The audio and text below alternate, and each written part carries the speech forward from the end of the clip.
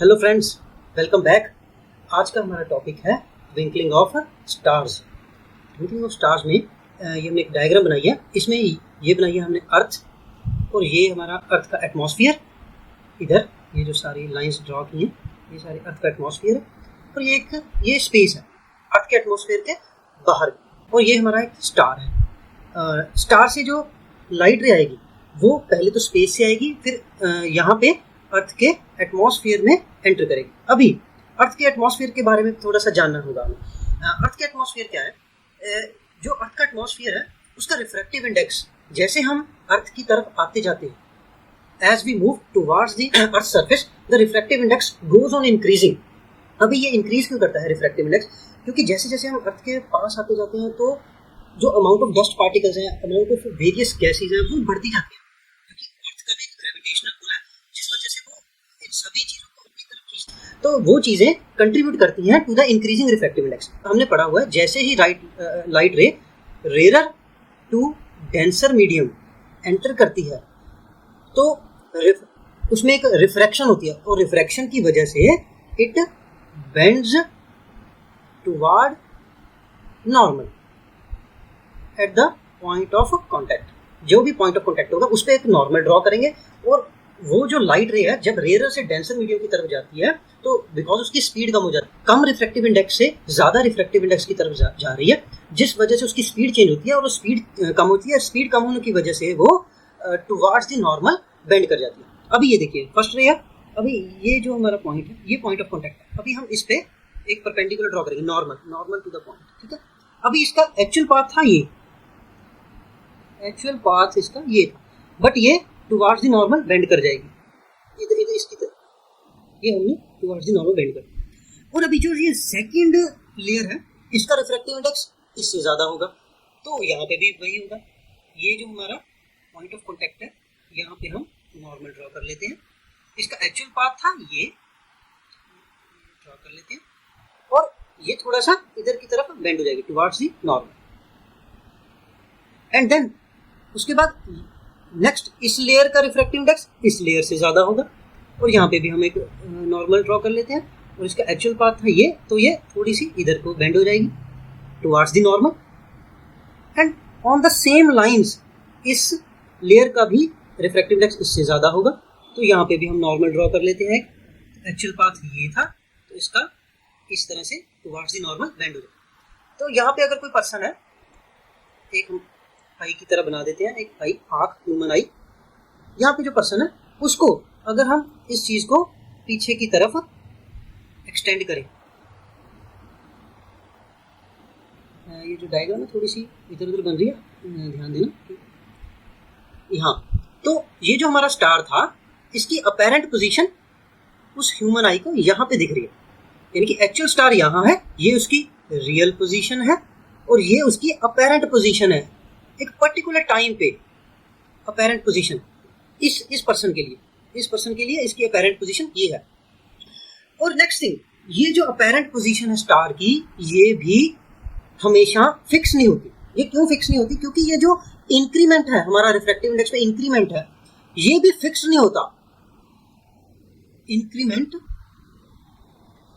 In refractive index is not fixed. Fix क्यों नहीं होता? क्योंकि हमारा जो एटमॉस्फेयर है उसमें ऑब्वियसली टेम्परेचर भी चेंज करता है, टर्बुलेंसेस हैं, विंड्स आर फ्लोइंग, इन सभी चीज़ों के फैक्टर से क्या होता है कि जो रिफ्रैक्टिव इंडेक्स है हर लेयर का, जैसे हम ऐसा नहीं कह सकते कि इस लेयर का इस लेयर से 20% ज़्यादा है। हाँ, एक टाइम पे 20% ज़्यादा हो सकता है, नेक्स्ट टाइम पे 22% हो सकता है, किसी टाइम पे 25% है। तो क्या होगा कि ये जो इंक्रीमेंट है वो भी कॉन्स्टेंट नहीं है, तो उस वजह से क्या होगा, ये जो बेंडिंग है, ये जो लाइट की बेंडिंग हो रही है, ये भी कॉन्स्टेंट नहीं है।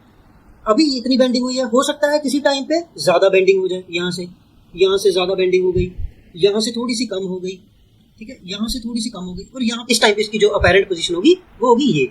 ऐसे किसी और टाइम पे अपैरेंट पोजीशन ये होगी, यानी कि apparent position is changing continuously.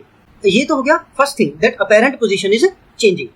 अभी इसका एक दूसरा पार्ट भी है, ये जो हमने ह्यूमन आई बनाई थी, अभी ये जो स्टार से लाइट आ रही थी, हमने अभी तो एक ही रे बनाई थी, अभी बट एक रे नहीं होती, एक्चुअली ये बीम ऑफ लाइट होता है। बीम का मतलब काफ़ी ज़्यादा रेज ऑफ लाइट आती हैं।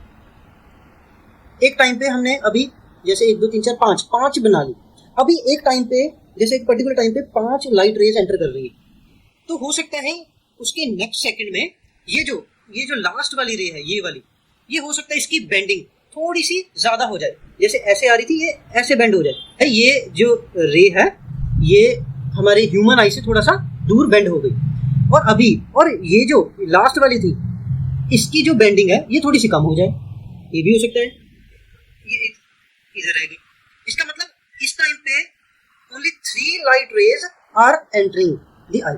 ये सिर्फ एक अप्रोक्सीमेशन है कि एक टाइम पे 5 लाइट रेज या 3 लाइट रेज। कहने का मतलब क्या है इसमें कि कभी अमाउंट ऑफ लाइट जो एक ह्यूमन आई में एंटर करेगी वो ज़्यादा होगी, it will be more sometimes, and other times it will be less. इससे क्या होगा, जो स्टार्स हैं वो कभी हमें डिम दिखाई देंगे जब कम लाइट होगी, और कभी ब्राइट दिखाई देंगे जब ज़्यादा लाइट ह्यूमन आई में एंटर करेगी। इन दोनों का इफेक्ट क्या होगा, जैसे ऊपर हमने पढ़ा, एक तो first apparent position is changing continuously, and second thing dim and bright continuously.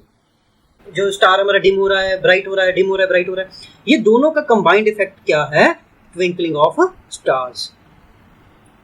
ये जो स्टार्स हैं इस वजह से हमारे स्टार्स ट्विंकल करते हैं। अभी नेक्स्ट क्वेश्चन आता है, why planets don't twinkle. Planets क्यों नहीं ट्विंकल करते फिर? अभी इसका कारण क्या है, ये जो स्टार्स हैं ये काफ़ी दूर हैं हमसे, इस वजह से ये पॉइंट सोर्स की तरह एक्ट करते हैं, बहुत छोटे होते हैं। However, the planets are much nearer to us and they look larger in size. They are very large in size. तो इससे क्या होगा, इनकी भी पेरेंट पोजीशन चेंज होगी, बट इनकी पेरेंट पोजीशन नोटिसेबल नहीं होती, हमारी ह्यूमन आई को नोटिसेबल नहीं होगी, क्योंकि इतना बड़ा ऑब्जेक्ट है। तो हो सकता है नेक्स्ट टाइम पे थोड़ी सी अपेरेंट पोजीशन इधर और थोड़ी सी अपेरेंट पोजीशन इधर, ये जो अपेरेंट पोजीशंस हैं प्लैनेट की ये नोटिसेबल नहीं होती। एंड यस, सेकंड थिंग, उसमें क्या था, डिम और ब्राइटनेस होती थी, एक टाइम पे डिम होता था, एक टाइम पे ब्राइट होता था। बट इसमें क्या है, इसमें ये जो एज अ होल कभी भी डिम या ब्राइट नहीं होगा। हो सकता है इसका इतना पार्ट मतलब उसके पॉइंट साइज के बराबर, जितना स्टार है उतना पार्ट इसका भी हो सकता है ये डिम हो जाए और बाकी का ब्राइट रहे, और थोड़ा सा यहाँ से डिम हो जाए, बाकी का ब्राइट रहे।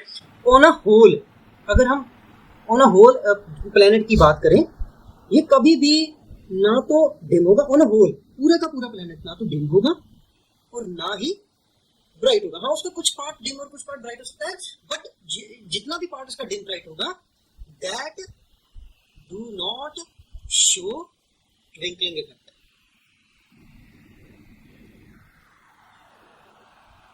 एटलीस्ट टू द ह्यूमन आई को ये ट्विंकलिंग इफेक्ट शो नहीं होगा। हाँ, वो जो सारा प्रोसेस है, वो जो सारी एटमॉस्फेरिक रिफ्रैक्शन है, पे भी एप्लीकेबल होंगी, इसकी भी अपेरेंट पोजीशन चेंज होगी, और इसके भी कुछ पॉइंट्स हैं वो जो डिम होंगे, ब्राइट होंगे, बट एज अ होल ये डिम ब्राइट नहीं होगा, और जो इसकी जो अपेरेंट पोजीशन है वो इतनी ज़्यादा नहीं होती कि ह्यूमन आई इसको नोटिस कर सके। इस वजह से हम कह देते हैं कि एक ह्यूमन आई को जो प्लैनेट्स कभी भी ट्विंकल करते हुए नहीं दिखाई देते, बट स्टार्स फार होते हैं हमसे, they are very far away as compare to the planets. So जो they act like point sources, उनकी अपेरेंट पोजीशन जब थोड़ी सी भी चेंज होती है तो that is noticeable, and also the dimness and brightness of stars are also noticeable to the human, and that's why they twinkle. So students, this is all about the twinkling of stars. अगर आपको ये video अच्छी लगी है तो अपने friends के साथ शेयर करें और चैनल को सब्सक्राइब करें। Thank you.